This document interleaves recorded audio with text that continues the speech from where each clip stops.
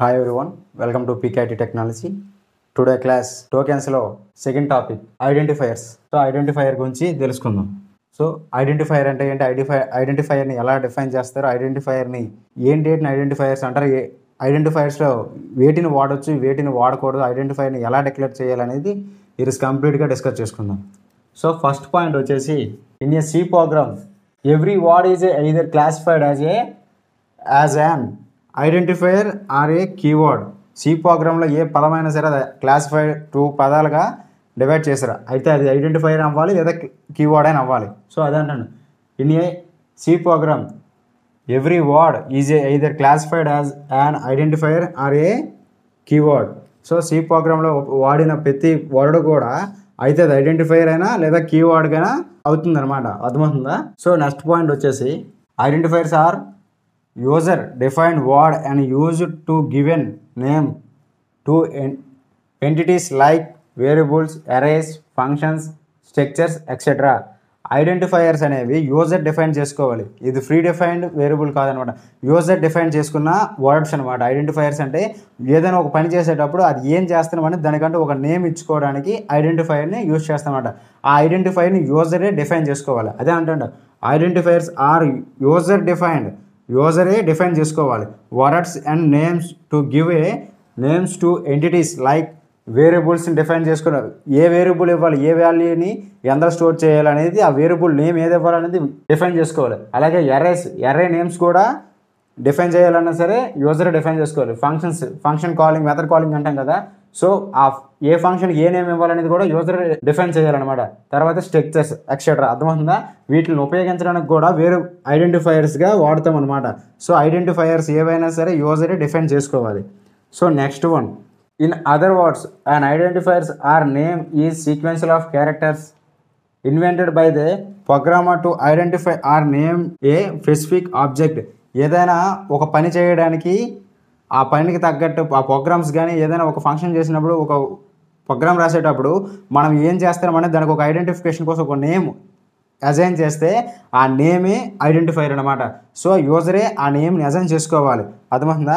ప్రతి ఒక్క స్పెసిఫిక్ ఆబ్జెక్ట్కి కూడా నేమ్ ఇస్తాం, ఆ నేమే వేరియబుల్, ఆ వేరియబులే ఐడెంటిఫైయర్ అనమాట.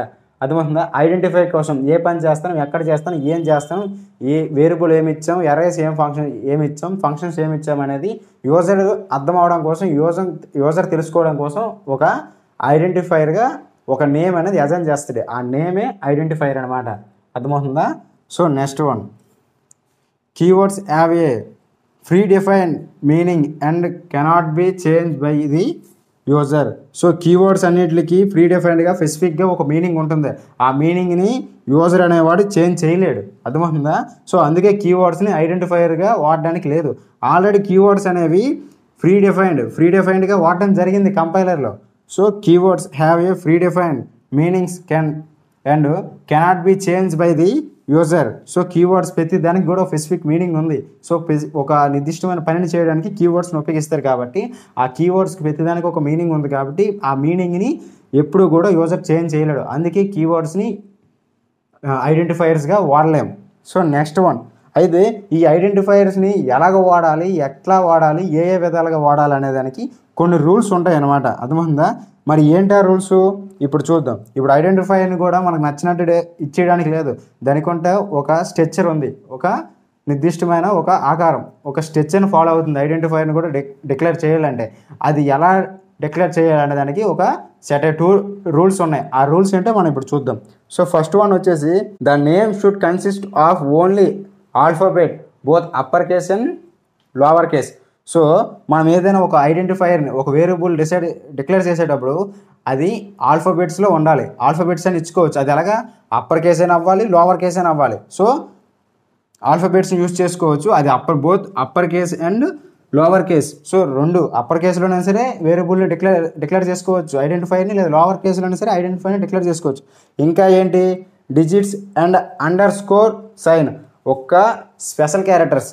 సో మనకి స్పెషల్ క్యారెక్టర్స్ ఉన్నాయి కదా,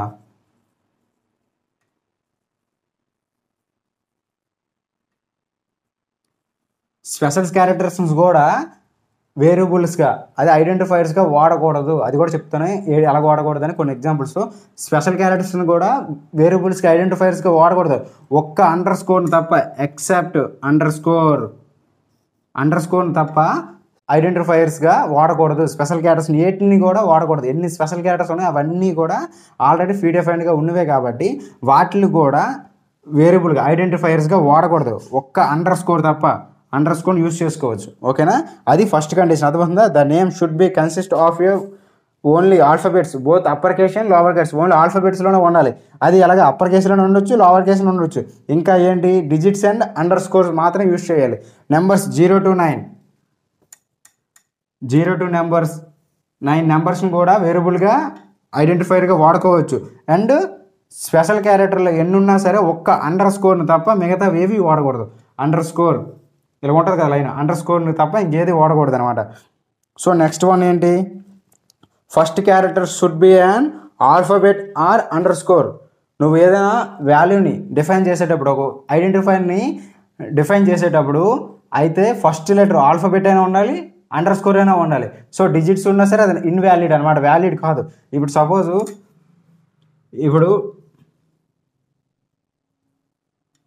డార్లింగ్ అని వేరియబుల్ ఇచ్చాను. సో నాకు నచ్చిన వేరియబుల్ ఇచ్చుకోవచ్చు. అది అప్పర్ కేసులో ఉండొచ్చు, లోవర్ కేసు.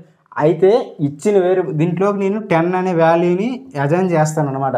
ఇచ్చిన వేరియబుల్ కీవర్డ్ అయి ఉండకూడదు, స్టార్టింగ్ లెటర్ ఆల్ఫాబెట్ అయి ఉండాలి, లేదా అండర్ స్కోర్ అయి ఉండాలి. ఈ ముందు అండర్ స్కోర్ ఉన్నా పర్లేదు, స్టార్టింగ్ లెటర్ అంతే తప్ప. కానీ డిజిట్స్ 9 ఉండకూడదు, డిజిట్స్ ఉండకూడదు. ఎనీ స్పెషల్ సింబల్స్ హ్యాజ్ ఇలాగా స్పెషల్ క్యారెక్టర్స్ కూడా ఉండకూడదు అనమాట. సో అది ఇన్వాలిడ్ అనమాట. అర్థమవుతుందా? ఇచ్చిన ఐడెంటిఫైయర్స్కి చూడండి, డార్లింగ్ వ్యాలిడ్, అర్థమవుతుందా? 9 అని ఉంది, ఇన్వాలిడ్. మళ్ళీ హ్యాజ్ 9 డార్లింగ్ అని ఉంది, ఇన్వాలిడ్. ఇక్కడ సెమికోలం ఉంది, ఇన్వాలిడ్. అర్థమవుతుందా? సో ఇచ్చిన వాల్యూ ఏదైతే ఉందో, అది వేరియబుల్ ఏమైతే ఉందో అది ఆల్ఫాబెట్ అయినా ఉండాలి, స్టార్టింగ్ లెటర్, లేదా అండర్ స్కోర్ అని యూజ్ చేయాలన్నమాట. సో మీకు ఇప్పుడు కొన్ని ఎగ్జాంపుల్స్ చెప్తాను, ఫుల్ క్లారిటీ వస్తుంది. ఓకేనా? Suppose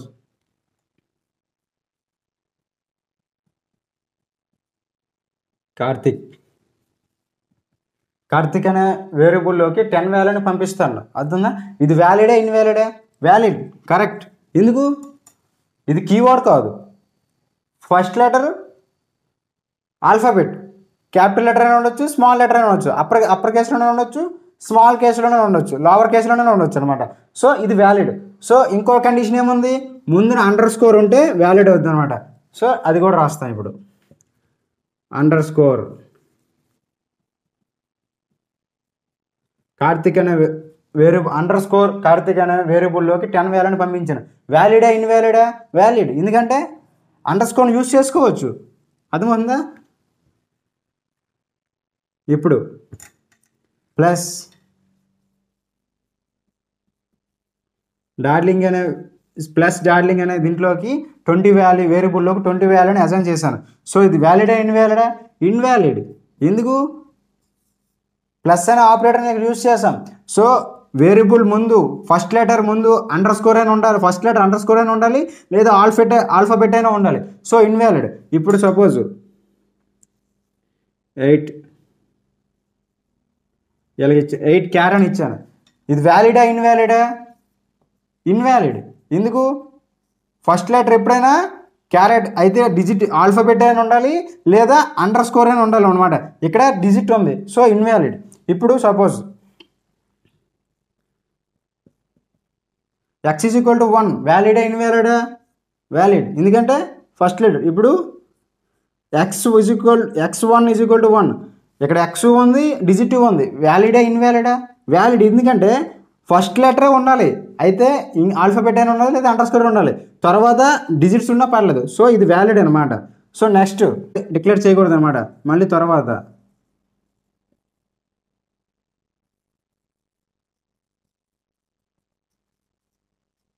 so total hyphen amount is equal to 100. వ్యాలిడా, ఇన్వాలిడా? ఇన్వాలిడ్. ఎందుకు? ఇక్కడ స్పెషల్ క్యారెక్టర్ యూజ్ చేస్తాం ఐఫెన్ని. So invalid. ఇప్పుడు తర్వాత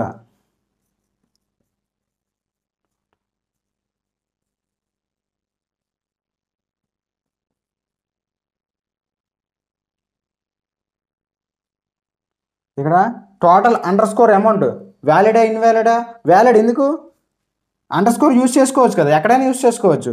సో అండర్ స్కోర్ యూజ్ చేసాం. స్టార్టింగ్ లెటరు అయితే ఆల్ఫాబెట్ ఉండాలి లేదా అండర్ స్కోర్ ఉండాలి. సో మిడిల్లో డిజిట్స్ అని ఉపయోగించుకోవచ్చు, అండర్ స్కోర్ అని ఉపయోగించుకోవచ్చు. సో వ్యాలిడ్ అనమాట. సో ఇప్పుడు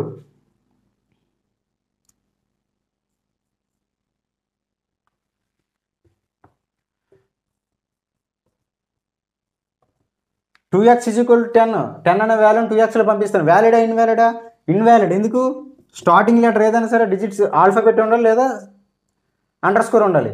so x2 is equal to 10 అనే వాల్యూని x2లోకి పంపిస్తాను. వ్యాలిడా ఇన్వాలిడా, వ్యాలిడ్ ఎందుకు, ఫస్ట్ లెటరు ఆల్ఫాబెట్ ఉంది, తర్వాత డిజిట్స్ ఉపయోగించుకోవచ్చు. So underscore x is equal to 10. వ్యాలిడా ఇన్వాలిడా, వ్యాలిడ్ ఎందుకు, స్టార్టింగ్ లెటర్ అండర్ స్కోర్ ఉంది. ఇప్పుడు కీవర్డ్స్, ఇప్పుడు మీకు స్పెషల్ క్యారెక్టర్స్ని ఇవ్వకూడదని తెలుసు, అలాగే స్టార్టింగ్ లెటర్ ఆల్ఫాబెట్ ఉండాలి లేదా అండర్ స్కోర్ అయి ఉండాలి. స్పెషల్ క్యారెక్టర్లో ఒక్క అండర్ స్కోర్ తప్ప ఇంకేది యూజ్ చేయకూడదు అని కూడా చెప్పాను. ఇప్పుడు కొన్ని రాస్తాను చూడండి. ఇఫ్ ఈజ్ ఈక్వల్ టు 10, వ్యాలిడా ఇన్వాలిడా, ఇన్వాలిడ్ ఎందుకు, ఇఫ్ అనేది ఏంటి keyword. Else is equal to 20, వ్యాలిడా ఇన్వాలిడా, ఇన్వాలిడ్ ఎందుకు, ఎల్స్ అనేది keyword. Auto is equal to 100, వ్యాలిడా ఇన్వాలిడా, ఇన్వాలిడ్ ఎందుకు, ఆటో అనేది కీవర్డ్ చెప్పాను కదా. సో ఇంకా ఇంట్ ఈజ్ ఈక్వల్ టు 10, ఇంట్ ఈజ్ ఈక్వల్ టు 10, వ్యాలిడా ఇన్వాలిడా, ఇన్వాలిడ్ ఎందుకు, ఇంట్ అనేది కీవర్డ్. క్యార్ ఈజ్ ఈక్వల్ టు 100, క్యార్ అనేది ఏంటి కీవర్డ్, సో ఇన్వాలిడ్. సో చెప్పాను కీవర్డ్స్ని కూడా ఐడెంటిఫైయర్స్గా వాడకూడదు, ఎందుకంటే already keywords free defined in compiler. అది మన ఫ్రీ డిఫైన్డ్గా వాడటం జరిగింది. ఒక్కొక్క కీవర్డ్కి ఒక్కొక్క మీనింగ్ ఉంది, ఒక్కొక్క స్పెసిఫిక్ ఫంక్షన్ ఉంది. సో వాటిని కీవర్డ్స్గా వాడకూడదు. ఓకే, అర్థమవుతుందా. సో మరొకసారి చెప్తున్నా, కీవర్డ్స్లో ఐడెంటిఫైయర్స్ని మనం డిఫైన్ చేసేటప్పుడు ఫస్ట్ లెటర్ ఆల్ఫాబెట్ అని ఉండాలి లేదా అండర్ స్కోర్ అని ఉండాలి. స్పెషల్ క్యారెక్టర్స్ ఏవి కూడా ఐడెంటిఫైయర్స్గా వాడకూడదు ఎక్సెప్ట్ అండర్ స్కోర్ తప్ప. అర్థమైందా. అదే ఫస్ట్ లెటర్ అండర్ స్కోర్ అని వాడుకోవచ్చు, ఆల్ఫాబెట్ అని వాడుకోవచ్చు. సో మళ్ళీ తర్వాత డిజిట్స్ని వాడుకోవచ్చు, ఎక్కడ మిడిల్లో కానీ లాస్ట్లో కానీ వాడుకోవచ్చు డిజిట్స్ని తప్ప. సో స్టార్టింగ్లో వాడకూడదు ఐడెంటిఫైయర్స్గా, వేరియబుల్స్గా. తర్వాత కీవర్డ్స్ని 32 కీవర్డ్స్ని కూడా వేరియబుల్స్గా డిక్లేర్ చేయడానికి లేదు, ఎందుకంటే ఆల్రెడీ 32 కీవర్డ్స్ని యూజర్ కంపైలర్లో వాడటం జరిగింది ఫ్రీ డిఫైన్డ్గా. సో వాటికి ఒక్కోదానికి ఒక మీనింగ్ ఉంది కాబట్టి వాటిని వాడడానికి లేదు. ఓకేనా, అర్థమైంది అనుకుంటే ఐడెంటిఫైర్స్ గురించి.